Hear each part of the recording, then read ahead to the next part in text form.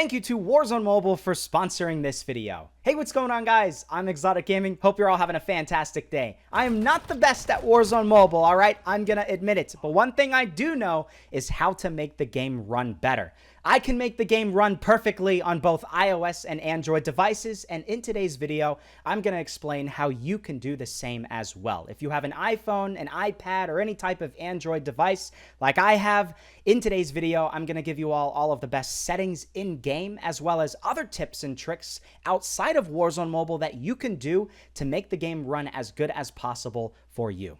Now, since this video is sponsored by Warzone Mobile, I do want to say, if you want to download the game, you can scan the QR code on the screen right now, download it, check it out, or if you don't have a way to scan it, then you can go down below at the top of the description, download the game, check it out. It's a really fun game. I've been really enjoying it, and yeah, that's it. So, getting things started here, let's start with the easier settings that I'm sure you probably know. But to start, going into your control settings, one thing I've heard from a lot of people is if you have automated things turned on in-game, that is just more resources that your phone is going to be focusing on things that it shouldn't be focusing on. Okay, so for instance, with manual fire, if you have it at auto fire, then you might end up taking a little bit of resources away from the overall gameplay, and your phone is focusing on something that it shouldn't be doing, right? If you do it on manual, it's only going to be focusing when you press the actual physical button on your screen. Might work, probably not, but it's something that you can try. Another thing, your automations, you can turn those off. That might help as well. Going over to your gameplay settings, a lot of these automated settings are on by default. And if you turn some of these off, you might notice a improvement. If you have a very low-end device that can't run Warzone Mobile very well, it might lag if you try to auto pick up a weapon. So if you turn that off, it might end up performing a little bit better. It's worth trying out the loot, the weapons, auto mantle to any direction, the parachute, stairs. Some of these things you might want to turn on or off depending on, how well it performs on your device. With your interface, another thing that I've heard from a lot of people is with the joystick, in certain games, it actually lags a little bit more if you don't have the fixed joystick turned on. So if you turn on the fixed joystick, that is something that is always there. It's always on your screen. It's ready from the second you start. It doesn't have to remember to put that on the screen every single time you touch the left-hand side of your screen where your joystick is. So you might want to turn that on. Might end up making the game perform a little bit better, but most likely not. And then for your sensitivity, really doesn't matter at all. That really is not going to impact how well the game actually performs on your device. Going over to your graphics, this is a little bit more important. However, it's not my most important tips and tricks. What you need to do is make sure your visual quality is lowered enough to the point where it actually performs well. If you're trying to run the game on high graphics with a low-end device, it might not work no matter what you do. So you might have to put it down to mid or low, depending on what ends up working well for your device. The performance optimization down below that, always make sure that is set to frame rate. It might eat through your battery a lot faster, but it's going to focus a lot more on frame rate rather than battery, and that's a good thing. In my personal opinion, the game's going to run better. For the allow high-res asset streaming over mobile data plan, you can turn that off if you play a lot off of Wi-Fi and on cell service. So if you're playing on cell connection a lot, 4G, 5G, LTE, whatever it is, you can turn that off. For most people, not going to matter. And then finally, for your max frame rate, you can kick this down to 45 or 30. You might notice an improvement if your phone only has to worry about getting up to 30 FPS rather than 60 FPS. For everything else, for your audio settings, your language, download, doesn't really matter. None of these settings are really going to make a big impact on your device. But what I do want to do is I actually want to jump into a random match here on Shoot the Ship. And I'm going to talk a little bit more about other suggestions and other tips that I have come up with over the years to make the game run better on your device. So here we are, my friends, about to jump into Kill Confirmed Shoot House. Now, as I said, I'm still not very good at this game at all. I might completely fail gameplay-wise, but as I said, this video is all about tips and tricks on how to make the game run well, and I sure as heck know how to do that. So that's the most important thing. Disregard the gameplay and focus on what I am saying here in this video. So first things first, what I notice a lot of people doing, they still do this, I am guilty of this to be honest, with some of my phones, my gaming phones, is People try to play games and make them run well when they have completely maxed out storage space. That is never a good thing for your phone. I'm sure you probably know this, but yeah, if your phone is completely maxed out with like 100% storage already full, then you try to download Warzone Mobile and it maxes it out even more. Well, I guess it wasn't already at 100%, but like, you know, if it was at 98% and then you try to get it all the way to 100% with Warzone Mobile, it's not going to perform at its best. What you need to do, and what my recommendation is I like to have about 80% of my storage filled max. Anything more than that, I'm trying to delete photos and videos, or at least putting them on the cloud. I am trying to, you know, delete unused apps, maybe old games that I used to play back in the day, but now I don't because I play Warzone Mobile, and a lot of other things. There's a lot of things that you can do to, you know, lower your storage space.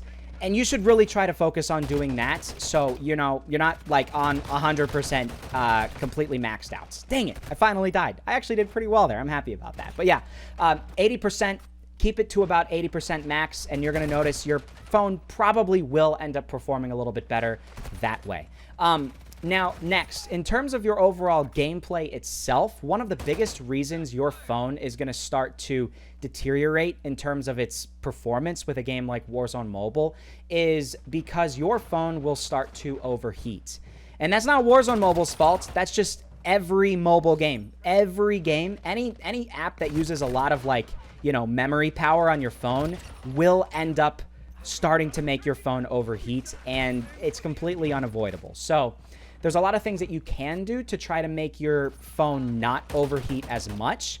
What I would recommend doing is not playing with a charger plugged in.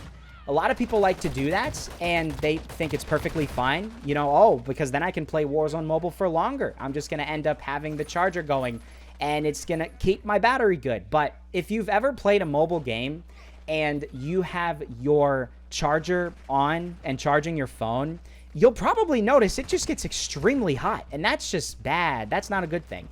Hello. Goodbye. Sorry. I survived. You did not. But yeah, never do that. I know it sucks. You might end up having your battery get eaten up pretty quickly, and then you have to wait for it to charge, but it's also going to make your phone last longer, and you're just going to have a better gaming experience overall with something like that. So yeah, never play while your phone is charging. It's going to really, really help in the long run. Another thing that you can do, and this is something that, you know, works for some people, is you can put your phone, like, in a refrigerator for a very short period of time just to cool it down. If it's way too hot, like if it's literally burning up, then you might just need to do something like that if you want to get right back into the game. And you might have to do that, you know, every 20 minutes or so. Maybe even after every single Battle Royale match. I don't know. Maybe that's just how your phone is. But yeah, something like that might be necessary. A lot of people are like, oh, well, oh, it's going to ruin the phone if you put it in a refrigerator. No, it's not. It's not. There's people that live in extremely cold climates, and they have their phone in their hand. There's no issue whatsoever. You know, they go from cold to hot, and it's perfectly fine. If you're somebody that likes to play outside all the time, you know, maybe you live in a tropical country and all your friends like to meet out outside of school at, you know, after school, and it's, you know, 100 degrees outside, your phone is just going to naturally get so hot even without playing a game like Warzone Mobile, and it's just going to result in bad performance for the game, and your phone is not going to last as long doing something like that. One thing that I like to do and notice is if my screen gets darker, like it just automatically dims, then that's probably because it's overheating and I just need to cool it down. So what you could do actually is put your phone in front of a fan or something like that. There's actually these like cooling things that you can buy on Amazon or eBay, any of those websites, and these cooling things like attach to the back of your phone, and it kind of makes your phone into like this little mini PC in a way because you have a fan attached to it. That's a really cool thing. And yeah, that's kind of all the different things that you can do regarding the overheating. There are game boosting apps out there. However, it's kind of a hit or miss with those types of things. You never really know which one is a scam and which one is not. So I wouldn't really necessarily recommend doing something like that, but they are out there. on the App Store and the Google Play Store, and there might be some that actually do work. You just have to do a little bit more research, and I'm certainly not endorsing any one of those. But yeah. One thing that you do need to do, though, is, especially if you have an Android device, is you need to make sure you do not have a bunch of apps running in the background. Android phones are guilty of this. You download this one app, maybe it's a VPN or something like that, and then, oh, all of a sudden, it also has an antivirus. And then, oh, man, it's just going to be constantly scanning your phone and making your phone use up memory for something that you don't want it to. You want it to focus on Warzone Mobile, and it sucks, because if it's not fully focusing on Warzone Mobile, it's not going to run its best. So there are settings that you can go to, and you can research how to do this online. It's very simple. Because it's different for every phone. It would be pointless if I told you how to do this. But yeah, what you need to do is go to your settings and search up like background processes. You might need to turn on developer options, and you need to cut that down to like 1 or 0. Literally, just don't have things running in the background. It might be nice, you know, to have Discord running in the background so you can talk to your phones. Oh my God, what am I even saying? Talk to your friends, but in the long run, it ends up not really working out because your phone is using a lot of its memory for something that it shouldn't be doing. It should be focusing entirely on the game. And yeah, really in general, what you need to do is think logically when you're trying to make your game run better on your device. You need to like kind of get into the mind of your phone and realize what it's trying to do. When you're playing Warzone Mobile, is it entirely focusing all of its efforts on the game? Is there things that could pop up that would end up causing the phone to not 100% focus on Warzone Mobile? If so, then you need to turn things off. One thing that you can do for both iOS and Android is you can turn on the Do Not Disturb feature, because I actually notice a lot of people telling me that they end up having notifications pop up and then it messes with your game. That might just be a good thing to have in general because it doesn't interrupt your gaming experience. If you don't have Do Not Disturb on, you might get a phone call that pops up and then messes your whole kill streak and other stuff like that. That's just not a good thing. You should probably have Do Not Disturb turned off, I should say. And then finally, another thing that I do notice is what was I trying to say? I don't actually remember what I was trying to say. Dang. Shipment is not necessarily the best type of map to do these types of things, but I think I basically covered everything. Look at me go. Oh my God, look at this guy. Holy mother of God. See, this is literally it's performing perfectly. Oh yes, I know what I was talking about. So yes, finally, the very last thing, there's a lot of people that are watching this video that want to be YouTubers, all right? And they want to start posting videos on Warzone Mobile. And if you have a low enough end device, and you try to screen record the game while you are playing the game, it is not going to perform well, okay? Even on some of the higher end devices, you can't do that, okay?